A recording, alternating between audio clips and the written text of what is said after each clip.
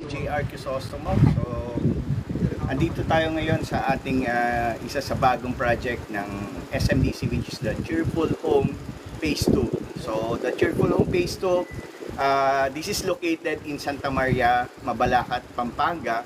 So, ito po, extension po of course of our Cheerful Home Phase 1. Ang kabuuan lot area ng Cheerful Home Phase 2, meron tayong at least 17 hectares. So yung 17 hectares po na yon, it composed of amenity as well as tong development natin. So ngayon, papakita natin ang ating mga ino-offer na napakagandang 2-story loft na house, townhomes. So ito yung ipapakita natin sa inyo. This is actually deliverable inner ng ating Cheerful Home Phase 2. So ali po kayo at pasukin natin, no?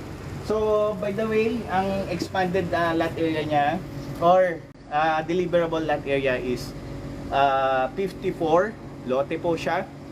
Yung sukat, yan yung inner. So kumbaga ito yung natin, deliverable floor area, up and down 32. Okay? So ayan, pasok po tayo. Ganito na po siya.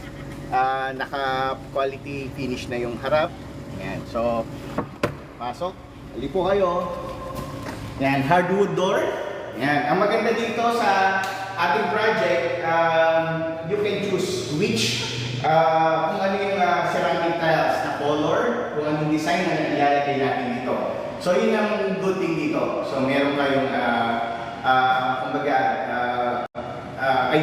yung idea niyo po na interior na kung anong ilalagay. So, ang deliverable natin, of course, plain cement finish na po.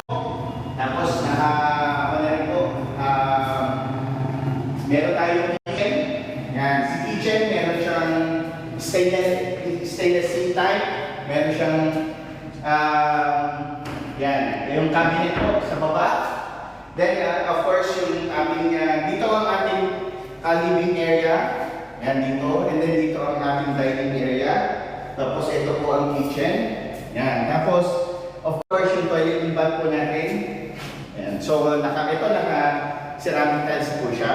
Then, together with, yung wall natin, at least 1.3 yung taas sila. Tapos, may set-up shower natin.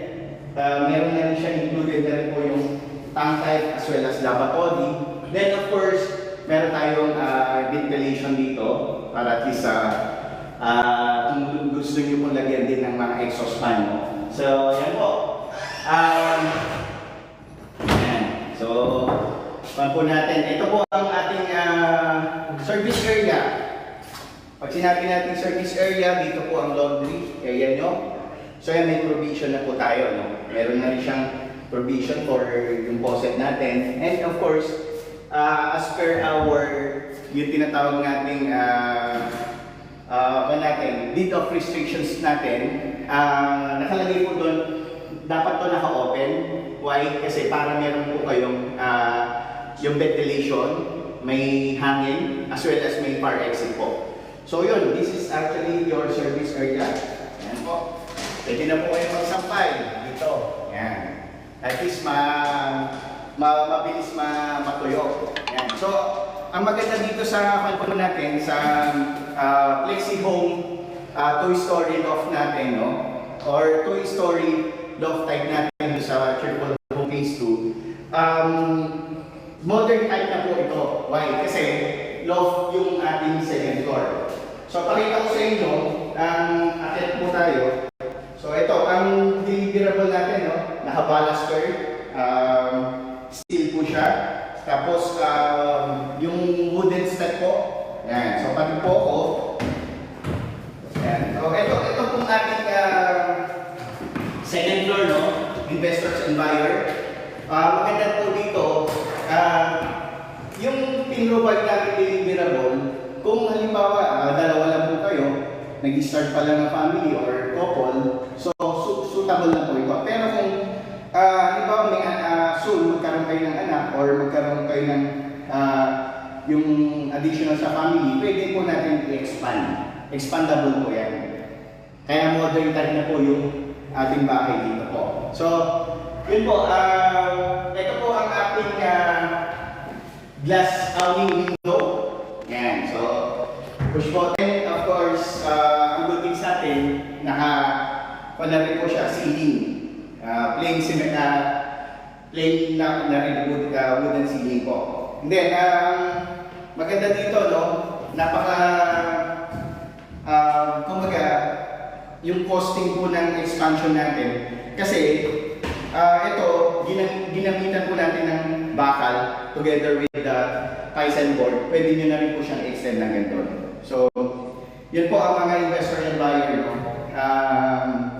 This is one of our modern type. Nakita nyo naman, ang roof natin is naka-flat siya. Pwede na rin po siya lagyan na lalagyan natin siya ng solar panel po. Yan. So, yan po.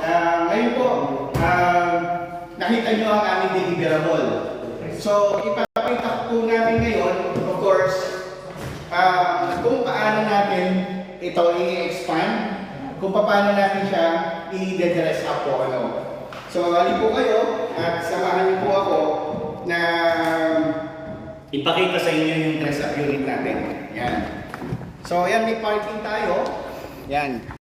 So, itong wala na po kayong problemahin sa ating parking kasi they have a parking space na po na provided. So, ngayon, ang next na unit na ipapakita ko sa inyo, this is actually yung dress up natin. So, ali po kayo, papasukin po natin. Yan. So, ito po ang ating upgraded, no, na inner unit. So, nakita nyo naman ang lot area niya, 54, sinabi ko kanina. Then, same, ang expanded niya is 32. Yan. So, yung ipapakita namin sa inyo, ito po kung paano nyo siya i-dress up na. Okay, tuloy po tayo. Wow! Napakaganda naman. Napakasarap na tumira dito, no? Nakita nyo naman po, kung dito kayo titira, manunod po kayo ng TV, magre-relax. Yung mga favorite movie nyo sa Netflix, yan po, or yung sa current event natin. So, everyday, marirelax po tayo dito. So, ang maganda dito, no, yung ating dining area.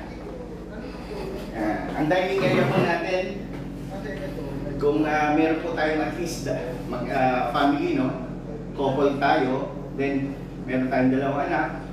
Yan, so suitable na po itong ating dining area. So mapagpaplano natin kung paano yung ng family, yung goal and plan. Then of course, every day dito para kayong masterpiece na chef na ilulutuin nyo kung ano yung napakasarap na menu para sa family nyo. So, yan, kanina, no, nung ipoprovide namin, meron na siyang cabinet sa baba. Ngayon, of course, kayo na po ang bahalang maglagay ng cabinet sa taas. So, yung pinapakita namin sa inyo rito, investor and buyer, of course, yung mga furnitures, fixtures, plus yung appliances na yan, of course, nilagay lang po namin yan. Just to kumbaga para ipakita sa inyo kung gaano kaganda yung aming 2-story loft na po. So ito, this is our toilet and bath. Yan.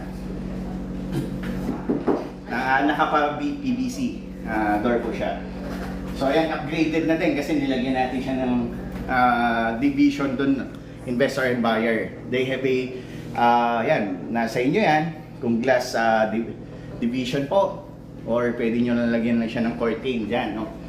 So, yan yung toilet and bath. And last, of course, yung ating service area. Yan, yung laundry area natin. Yan.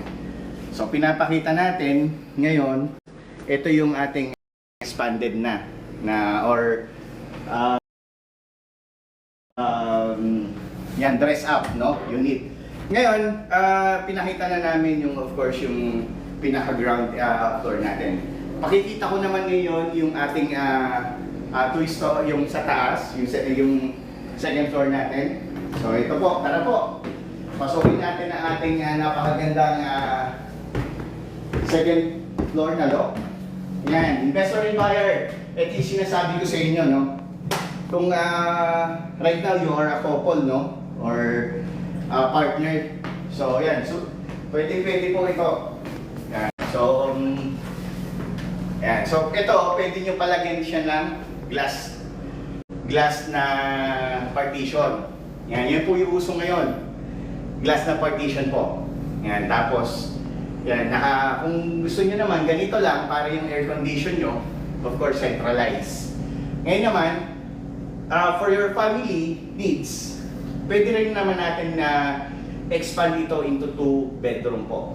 Dalawang rooms kasi expandable po ito ang ating ino-offer na 2-story loft po dito sa Cheerful Home Phase 2. So, ngayon po, grab our tinatawag namin Christmas promo po. Yan. Meron po kami promo dito because this is actually ready for occupancy. Ang maganda po dito, investor and buyer, no? 5% lang ang hinihingi namin para na equity para kayo ay magkaroon na ng investment dito sa malapit po sa Clark International Airport po. So ito, proximity distance. Kanina napadaan kami doon. At least mga nasa sabi natin 10 kilometers away or maybe 10 minutes to 15 minutes away na po. Yan. So ang good thing dito, this is actually a strategic location. Why? Because malapit siya tayo sa NLEX dito sa Santa Ines exit. Yan, from going kayo Manila, no? And then dito naman from going kayo ng Baguio, Triplex, no? Or maybe Subic. Dito tayo sa may yan, SCTEX po.